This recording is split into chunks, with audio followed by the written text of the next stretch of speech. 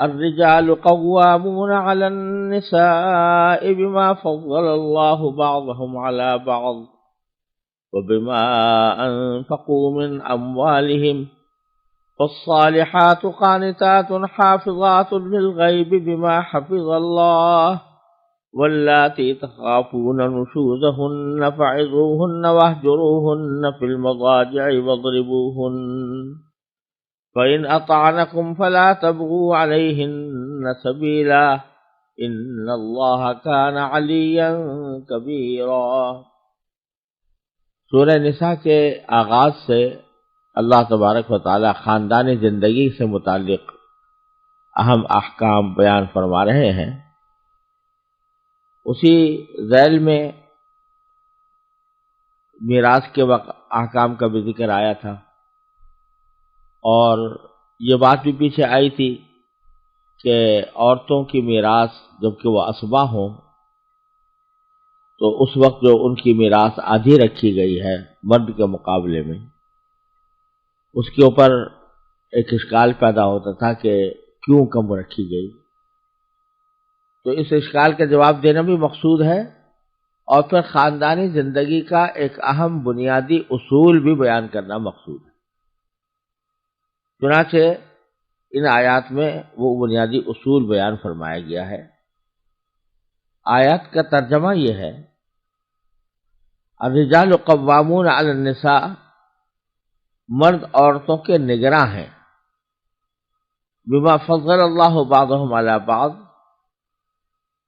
کیونکہ اللہ نے ان میں سے ایک کو دوسرے پر فضیلت دی ہے، وبما انفقوا من اموالہم، اور چونکہ مردوں نے اپنے مال خرچ کیے۔ یہ اصول ایک بیان فرمایا جا رہا ہے کہ مرد عورتوں کے اوپر نگراں ہیں۔ لفظ استعمال کیا گیا ہے قوام۔ قوام یہ مبالغے کا صیغہ ہے اور قیام سے نکلا ہے۔ قیام کے لفظ معنی کھڑے ہونے کے ہوتے ہیں، اور جب اس کے بعد الا آ رہا ہو تو اس کے معنی ہوتا ہے کسی چیز کی نگرانی کرنا، کسی چیز کی ذمہ داری اٹھانا۔ مرد اور عورت زندگی کے دو پہیے ہیں جو ایک ساتھ زندگی گزارتے ہیں اور زندگی کا سفر اکٹھا طے کرتے ہیں۔ تو اللہ تبارک و تعالی نے یہ ضروری سمجھا، یہ ضروری قرار دیا کہ ان میں سے کسی ایک کو امیر بنایا جائے، اور سفر کے اندر جس طریقے سے حکم دیا گیا ہے کہ جب بھی تم کو سفر کرو تو اپنے میں سے کسی کو امیر بنا لو۔ ہر اجتماعی زندگی میں یا اجتماعی کام میں شریعت کا مزاج یہ ہے کہ وہ کسی نہ کسی کو امیر بنا کر وہ اجتماعی کام انجام دیا جائے۔ یہاں تک کہ رسول کریم صلی اللہ علیہ وسلم نے فرمایا کہ اگر سفر میں دو آدمی جا رہے ہیں تو وہ ان میں سے ایک کو امیر بنا لے۔ تو زندگی کا جو طویل سفر میاں بیوی مل کر طے کرتے ہیں، اس میں بھی ضرورت ہے کہ کسی ایک کو امیر بنایا جائے۔ تو اللہ تبارک و تعالی نے اس آیت کریمہ میں مرد کو امیر قرار دے دیا ہے، اور یہ کہا ہے کہ مرد اور عورت اگرچہ دونوں ایک ساتھ زندگی کا سفر طے کر رہے ہیں، مگر مرد کو یہ فوقیت حاصل ہے کہ اس کو نگراں مقرر کیا گیا ہے، امیر مقرر کیا گیا ہے۔ اور اس کی دو وجہ بیان فرمائی گئی ہیں۔ ایک تو یہ کہ بما فضل اللہ بعضهم علی بعض، کہ ان میں سے ایک کو دوسرے پر اللہ تعالیٰ نے بعض اعتبار سے فضیلت دی ہے، یعنی بعض حیثیتیں تو ایسی ہے کہ اس میں عورتوں کو مردوں سے فضیلت، مردوں پر فضیلت اس حاصل ہے۔ مثلا گھر کے کام، خانہ داری، بچوں کی نگہداشت، بچوں کی پرورش، ان چیزوں میں جو صلاحیت اللہ تعالیٰ نے عورت کو عطا فرمائی ہے وہ مرد کو وہ صلاحیت عطا نہیں کی گئی۔ دوسری طرف گھر کا انتظام چلانے، اس کے معنی یہ کہ گھر کے لیے مال و دولت فراہم کرنے، روزی کمانے، معیشت کا انتظام کرنے، اور اس کے لیے جو قوت اور صلاحیت کی ضرورت ہے وہ اللہ تبارک و تعالیٰ نے مرد کو زیادہ عطا فرمائی ہے۔ تو چونکہ مرد کو اللہ تعالیٰ نے اپنی جسمانی صلاحیت کے اعتبار سے، جسمانی قوت کے اعتبار سے، بلکہ ذہنی قوت کے اعتبار سے بھی، چونکہ عورت کے مقابلے میں زیادہ مضبوط بنایا ہے اور وہ اس ذمہ داری کو اٹھانے کا اہل بن سکتا ہے، اس واسطے اللہ تبارک و تعالیٰ نے اس کو امیر بنایا۔ ایک وجہ تو یہ بیان فرمائی، دوسری وجہ یہ بیان فرمائی کہ وَبِمَا أَنفَقُوا مِنْ أَمْوَالِهِمْ، کیونکہ انہوں نے اپنے مال خرچ کیے ہیں۔ معنی یہ ہے کہ زندگی گزارنے کے لیے جو پیسے خرچ کرنے کی ضرورت پیش آتی ہے اس کی ذمہ داری اللہ تبارک و تعالیٰ نے عورت پر نہیں رکھی، اس کی ذمہ داری مرد پر رکھی ہے کہ گھر کا انتظام چلانے کے لیے، گھر کے لیے روزی فراہم کرنے کے لیے اور اپنا اور اپنے گھر والوں کا نفقہ برداشت کرنے کے لیے جو اصل ذمہ داری ہے وہ مرد کی ہے، عورت کی نہیں ہے۔ عورت کو اللہ تبارک و تعالیٰ نے یہ اعزاز عطا فرمایا ہے کہ جب تک وہ کسی شوہر کی بیوی نہیں بنی تو اس وقت تک وہ اپنے باپ کی بیٹی ہے اور باپ کے ذمے اس کی کفالت لازم ہے۔ اس کو اپنا نفقہ حاصل کرنے کے لیے کسی گھر سے باہر جا کر کوئی مزدوری محنت کرنے کی ضرورت نہیں ہے، بلکہ باپ کے ذمہ ہے کہ اس کا خرچہ پورا اٹھائے۔ اور اگر اس کی شادی ہو گئی ہے تو شادی ہونے کے بعد اس کا نفقہ اٹھانے کی تمام تر ذمہ داری شوہر کے اوپر عائد ہوتی ہے۔ کسی بھی موقع پر شوہر اس سے مطالبہ نہیں کر سکتا کہ تم میرے لیے روٹی کماؤ، جیسا کہ آج بظاہر مغربی تہذیب کے آزاد معاشرے کے اندر عورت کی آزادی کے نام پر اس کو اس بات کا مکلف کر دیا گیا ہے کہ وہ گھر کا کام بھی کرے اور باہر سے روٹی بھی کمانے کے لیے شوہر کی ذمہ داری اٹھانے کے اوپر اکتفا نہ کرے، بلکہ خود اپنی روٹی خود کمائے، اپنی روزی خود کمائے۔ یہ شریعت کا تقاضا نہیں ہے۔ عام حالات میں شوہر کے ذمہ ہے کہ وہ عورت کے لیے نفقے کا انتظام کرے اور روزی کمانے کا تمام تر کام وہ خود اٹھائے، اس کی ذمہ داری اس کے اوپر عائد ہوتی ہے۔ تو یہ جو کہا فرمایا گیا کہ بِمَا أَنفَقُوا مِنْ أَمْوَالِهِمْ، تو اس میں ایک معاملہ تو یہ ہے کہ روزی کمانے کی تمام تر ذمہ داری مرد پر عائد ہوتی ہے، عورت پر عائد نہیں ہوتی، الا یہ کہ خاص حالات ہوں جس کی میں کسی عورت کا نہ کوئی باپ ہو، نہ بھائی ہو، نہ شوہر ہو، تو ایسی صورت میں عورت کے لیے بھی بے شک اس کو بعض اوقات کمانا پڑتا ہے، لیکن ایسی صورتیں عام حالات میں پیش نہیں آتی۔ یہ ایک نادر صورتیں ہیں، استثنائی صورتیں ہیں جن کے اوپر کوئی حکم نہیں لگایا جاتا۔ عام حالات میں مرد ہی پیسے خرچ کرتے ہیں اور وہی مرد پیسوں کا انتظام بھی کرتے ہیں۔ اسی سے اس اشکال کا بھی جواب ہو گیا جو میراث کے سلسلے میں پیش آیا تھا کہ میراث اسبات میں سے اگر مرد ہے تو اس کو دگنا ملتا ہے اور عورت ہے تو اس کے مقابلے میں ایک گہرا ملتا ہے، گویا عورت کا حصہ مرد سے آدھا ہے۔ تو اس کا بھی ایک طرح سے جواب ہو گیا کہ اس کو مرد کا حصہ دوگنا ہونے کی ایک وجہ یہ ہے کہ اس کے اوپر مالی ذمہ داریاں عائد ہیں جو عورت کے اوپر عائد نہیں ہوتی، اس لیے اس کا حصہ دگنا رکھا گیا ہے۔ یہ وجہ نہیں ہے کہ عورت اور مرد کے درمیان اپنے رتبے کے اعتبار سے کوئی فرق ہے یا رتبہ عورت کا بہت زیادہ کم ہے مرد کے مقابلے میں، یہ مقصود نہیں ہے، بلکہ ذمہ داریوں کا لحاظ رکھتے ہوئے اللہ تبارک و تعالیٰ نے یہ میراث کے اندر یہ فرق کیا ہے۔ یہاں یہ بھی یاد رکھنا چاہیے کہ میراث کا یہ فرق صرف اسبات کی حد تک ہے۔ ذوی الفروض میں جن عورتوں کے حصے اللہ تعالیٰ نے مقرر کر دیے ہیں اس میں آدھے اور پورے کا کوئی تصور نہیں ہے۔ جیسے کہ اگر کسی شخص کی ماں کا انتقال ہو، کوئی شخص اپنی ماں کو چھوڑ کر جائے تو ماں کو چھٹا حصہ ملتا ہے اور باپ چھوڑ کر جائے تو اس کو بھی چھٹا حصہ ملتا ہے۔ تو ماں اور باپ کے درمیان آدھے کا فاصلہ نہیں ہے، یہ آدھے کا فاصلہ صرف اسبات کے اندر ہوتا ہے۔ جیسے کہ کوئی شخص بیٹا اور بیٹی چھوڑ کر جائے تو اس صورت میں بیٹے کا حصہ دگنا ہوتا ہے۔ بہرحال یہ دگنا حصہ ہونا اس کی ایک وجہ یہ ہے کہ مالی ذمہ داریاں تمام تر مرد کے اوپر عائد ہوتی ہیں۔ تو یہ دو سبب بیان فرما کر اللہ تبارک و تعالیٰ نے فرمایا کہ ہم نے زندگی کا سفر طے کرنے کے لیے میاں بیوی کو اس بات کا پابند بنایا ہے کہ وہ شوہر کو امیر سمجھیں اور شوہر کو اپنا نگراں سمجھیں. لیکن یہاں یہ بات بھی ذہن میں پوری طرح رہنی چاہیے کہ امیر ہونے کا مطلب یہ نہیں ہوتا کہ ہر وقت دوسرے کے اوپر حکم چلایا کرے. جو امیر ہو وہ دوسرے پر حکم چلایا کرے، بلکہ امیر کے لیے بھی شریعت نے کچھ پابندیاں عائد کی ہیں. مثلا ایک پابندی تو امیر کے ذمہ یہ عائد کی گئی ہے کہ وہ ہر جو اہم فیصلہ ہے وہ محض اپنے استبداد سے نہ کرے بلکہ مشورے سے کرے. چنانچہ اگرچہ وہ شوہر نگراں ہے، امیر ہے اور عورت مأمور ہے، لیکن جب کبھی کوئی اہم مسئلہ درپیش ہو تو ان کا باہم ایک دوسرے سے مشورہ کرنا بھی امیر کی ذمہ داری ہے. جیسے کہ قرآن کریم میں فرمایا ان تراض منہما وتشاور، کہ جب کسی بچے کا دودھ چھڑانے کا معاملہ پیش آئے تو اس صورت میں وہ آپس میں مشورہ کریں، شوہر اور بیوی مشورہ کریں، اس کی ہدایت دی گئی ہے. دوسرے، حاکم ہونے کے معنی یا امیر ہونے کے معنی یہ نہیں ہے کہ بس حکم ہی چلایا کرے اور اپنے آپ کو کوئی تکبر کے ساتھ بڑا سمجھے اور عورت کو اپنے مقابلے میں حقیر سمجھے.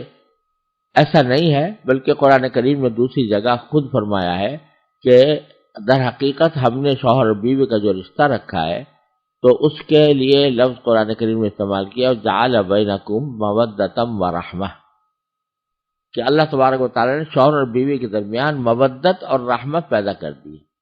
مودت کا ترجمہ دوستی اور محبت سے کیا جاتا ہے، اور رحمت کا ترجمہ ایک دوسرے کے اوپر رحم کرنے سے کیا جاتا ہے. یعنی میاں بیوی کا جو تعلق ہے اس کی جو فطرت ہے وہ مودت اور رحمت کی ہے، یعنی ایک دوستی کا تعلق ہے، محبت کا تعلق ہے اور ایک دوسرے کے اوپر رحم کرنے کا تعلق ہے.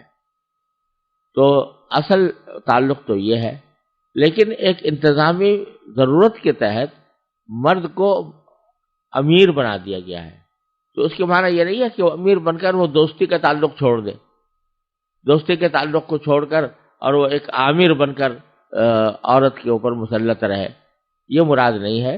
بلکہ مراد یہ ہے کہ وہ دوستی کا تعلق برقرار رکھتے ہوئے باہمی مشورے سے بالآخر آخری فیصلہ شوہر کا ہوگا اور آخری فیصلہ شوہر ہی کا تسلیم کیا جائے گا. اور اسی بات کی طرف قرآن کریم نے سورہ بقرہ میں بھی اشارہ فرمایا ہے جو پہلے گزر چکا ہے کہ وَلَهُنَّ مِثْلُ الَّذِي عَلَيْهِنَّ بِالْمَعْرُوفِ، یعنی جتنے حقوق مرد کے عورت پر ہے ویسے ہی اسی قسم کے حقوق عورت کے مرد پر بھی ہے. لیکن ساتھ میں وَلِلرِّجَالِ عَلَيْهِنَّ الدَّرَجَةُ، شوہروں کو ان کے اوپر ایک درجہ فوقیت حاصل ہے. وہ فوقیت، اس فوقیت کا بیان یہاں پر بحیثیت امیر کیا گیا ہے.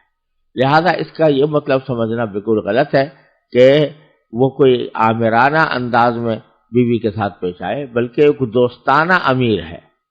دوستانہ امیر ہے، محبت اور رحمت کے ساتھ تعلق رکھتے ہوئے جب کبھی اول تو مشورہ کیا جائے، اور اگر مشورے میں اختلاف ہو جائے تو اس صورت میں فیصلہ شوہر کا معتبر ہوگا گھر کے خاندانی اہم معاملات میں. یہ مقصود ہے الرجال قوامون علی النساء. پھر آگے اللہ تبارک و تعالیٰ فرماتے ہیں فالصالحات قانتات، جو نیک عورتیں ہیں یعنی نیک بیویاں مراد ہیں یہاں پر. تو نیک بیویوں کی کیا صفات ہوتی ہیں؟ ان میں سے دو صفتیں اللہ تعالیٰ نے بیان فرمائی. ایک یہ کہ وہ قانتات ہوتی ہیں.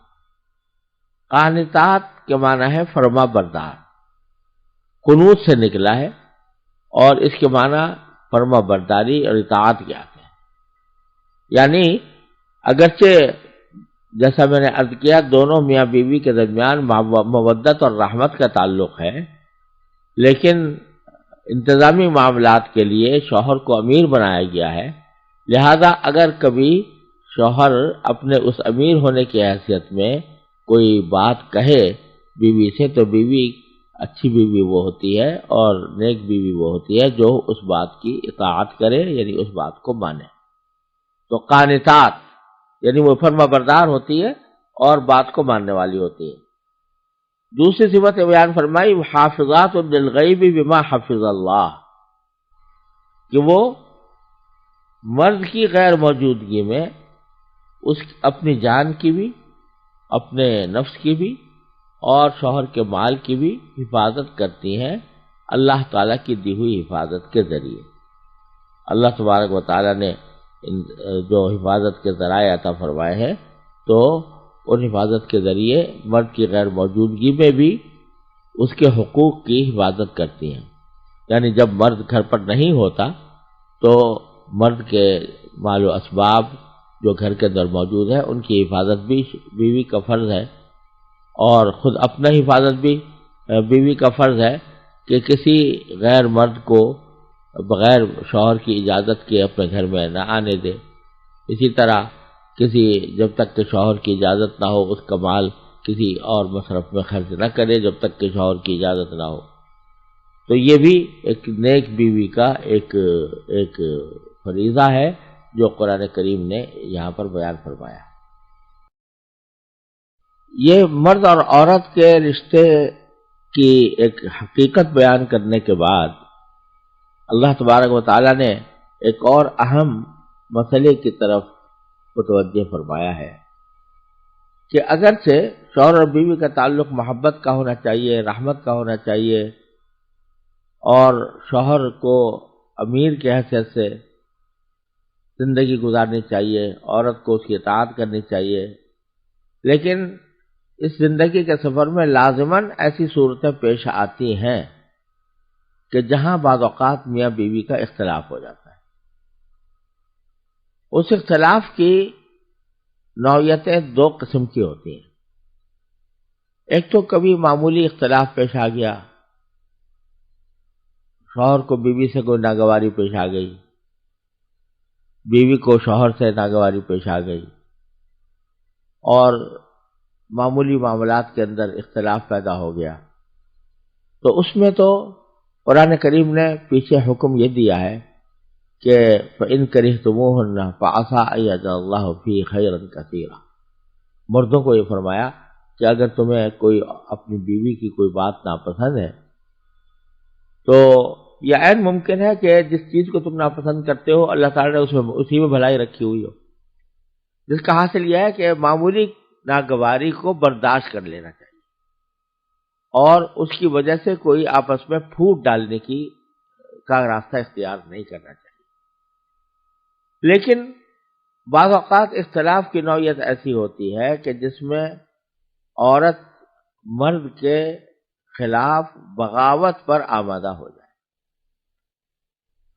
تو ان کی تفصیل یہاں پر اس آیت کے دوسرے حصے میں بیان فرمائی گئی ہے۔ فرمایا کہ واللاتی تخافون نشوزہن فعظوہن، اور جن عورتوں سے تمہیں سرکشی کا اندیشہ ہو تو پہلے انہیں سمجھاؤ، اور اگر اس سے کام نہ چلے تو انہیں خوابگاہوں میں تنہا چھوڑ دو، اور اس سے بھی اصلاح نہ ہو تو انہیں مار سکتے ہو، پھر اگر وہ تمہاری بات مان لیں تو ان کے خلاف کارروائی کا کوئی راستہ تلاش نہ کرو۔ اور یاد رکھو کہ اللہ تبارک و تعالی سب کے اوپر اور سب سے بڑا ہے، ان اللہ کان علیا کبیرا۔ اس میں پہلی بات یہ سمجھنے کی ہے کہ لفظ استعمال کیا قرآن کریم نے نشوز کا، کہ اگر بیویوں سے تمہیں نشوز کا اندیشہ ہو۔ نشوز معمولی قسم کی کسی غلطی کو نہیں کہتے، کسی سے کوئی معمولی غلطی سرزد ہو گئی تو اس کو نشوز نہیں کہا جاتا۔ نشوز کے معنی ہے سر ابھارنا، لفظی معنی یہ ہے ایک طرح سے بغاوت کرنا، یعنی ایسی سرکشی کہ جو بغاوت کی حد تک پہنچتی ہو۔ اگر بیوی سے اس بات کا اندیشہ ہو کہ وہ ایسی سرکشی اختیار کرے گی جو بغاوت تک پہنچنے والی ہے، اس کے معنی یہ کہ وہ کھلم کھلا شوہر کی نافرمانی اور شوہر کی مرضی کے بالکل خلاف، جائز مرضی کے بالکل خلاف زندگی گزارنا چاہتی ہے۔ اس نے فرض کرو کہ دوسروں سے دوستیاں گاٹ لی ہیں وغیرہ، تو اس صورت میں کیا کرنا چاہیے؟ اللہ تبارک و تعالیٰ نے اس کے 3 درجے بیان فرمائے۔ پہلا درجہ یہ ہے کہ تم ان کو نصیحت کرو، انہیں سمجھاؤ، عظوہن، یعنی نرمی سے سمجھاؤ. ابھی سختی کا مرحلہ نہیں آیا، نرمی ہی سے سمجھاؤ. لیکن اگر اس سے بھی کام نہ چلے تو پھر دوسرا طریقہ ایک بڑی نفسیاتی سزا کا ہے کہ وَاہْجُرُوهُنَّ فِی الْمَضَاجِعِ، یعنی ان کو خواب گاہوں میں تنہا چھوڑ. کیا معنی؟ کہ عام طور سے میاں بیوی ایک ہی کمرے میں رات گزارتے ہیں، ایک ہی کمرے میں سوتے ہیں، اور ایک دوسرے کے ساتھ بعض اوقات ایک ہی بستر پر دونوں رات گزارتے ہیں، بعض اوقات بستر الگ ہوں تب بھی ایک کمرے میں ہوتے ہیں. یہ ایک شوہر اور بیوی کا ایک فطری طریقہ ہے. لیکن جب عورت جو ہے وہ سرکشی پر آمادہ ہو گئی ہو، ایسی سرکشی پر آمادہ ہو گئی ہو کہ جو نافرمانی کی حد تک پہنچتی ہے، اور اس کی باوجود تربیت سے سمجھانے کی اصلاح نہیں ہوئی، تو پھر دوسرا طریقہ یہ بتایا گیا ہے کہ ان کے بسترے الگ کر دو، یعنی ان کے ساتھ مت سو، دوسرے کمرے میں سو. ان کے بستر پر مت سو، دوسرے بستر پر سو، دوسرے کمرے میں سو. یہ ایک بہت بڑی نفسیاتی سزا ہوتی ہے ایک عورت کے لیے کہ جو شوہر مستقل اس کے ساتھ سو رہا تھا وہ ناراض ہو کر کسی دوسرے کمرے میں جا کر سونے لگا. اگر طبیعت میں شرافت ہوتی ہے تو یہ سزا بھی بہت بڑی سزا سمجھ کر عورت عموماً جو نافرمانی کا راستہ اختیار کیے ہوئے تھی وہ راہ راست پر آ جاتی. لیکن اگر ان دو طریقوں سے بھی کامیابی حاصل نہ ہو اور برابر وہ سرکشی اختیار کیے رہے، اور جیسا میں نے عرض کیا سرکشی سے مراد یہ نہیں ہے کہ وہ کسی جائز مطالبے کے اوپر اصرار کر رہی ہے. کسی جائز مطالبے پر اصرار کرنا یہ کوئی سرکشی کی بات نہیں ہوتی، لیکن سرکشی کا معنی یہ ہے کہ ایک شوہر کے جائز مطالبے کو نظر انداز کر کے بجائے اس کو ماننے کے بغاوت پر اتر آئی ہو. تو اس صورت میں تیسرا مرحلہ یہ ہے کہ اس کو مار بھی سکتے ہو. لیکن مارنے کی تفسیر رسول کریم صلی اللہ علیہ وسلم نے ایک حدیث میں یہ بیان فرمائی کہ ایسی مار کہ جو تأدیب والی ہو، تکلیف پہنچانے والی نہ ہو. تکلیف پہنچانے والی مار نہیں، تأدیب والی مار. تأدیب کا معنی یہ ہے کسی کو ادب سکھانا. ادب سکھانے والی مار ہو، اس کو تعذیب والی نہ ہو، تکلیف دینے والی نہ ہو. بعض روایتوں میں اس کا یہ بیان بھی آیا ہے کہ اس کا ایسی ہو کہ جس کا کوئی نشان نہ پڑے، اور چہرے پر مارنا تو بالکل ہی ناجائز قرار دیا گیا ہے. یہ جو مارنے کی اجازت دی گئی ہے یہ بالکل ایک انتہائی صورت ہے، ایک ایسی ایکسٹریم صورت ہے کہ جس کے اندر اصلاح کا کوئی اور راستہ برقرار نہ رہا ہو، تب بھی ان حدود و قیود کے ساتھ اجازت دی گئی ہے. اور اس سلسلے میں ایک احادیث بھی مفسرین نے بیان کی ہے، اور امام بہقی رحمۃ اللہ علیہ نے بھی روایت کی ہے کہ ایک مرتبہ حضرت سعد بن ربیع کی اہلیہ جو محمد بن سلمہ کی بیٹی تھی، ان کے اور ان کے شوہر کے درمیان اختلاف ہو گیا. تو اس میں ان شوہر نے یعنی سعد بن ربیع نے اپنی اہلیہ کو تماچا مار دیا.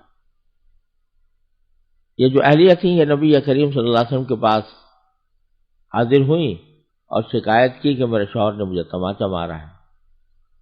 تو رسول کریم صلی اللہ علیہ وسلم نے شروع میں اہلیہ سے کہا کہ چونکہ انہوں نے تمہیں تکلیف پہنچائی ہے لہذا شریعت کے حکم کے مطابق تم بھی اتنی ہی تکلیف ان کو پہنچا سکتی ہو، قصاص لے سکتی ہو.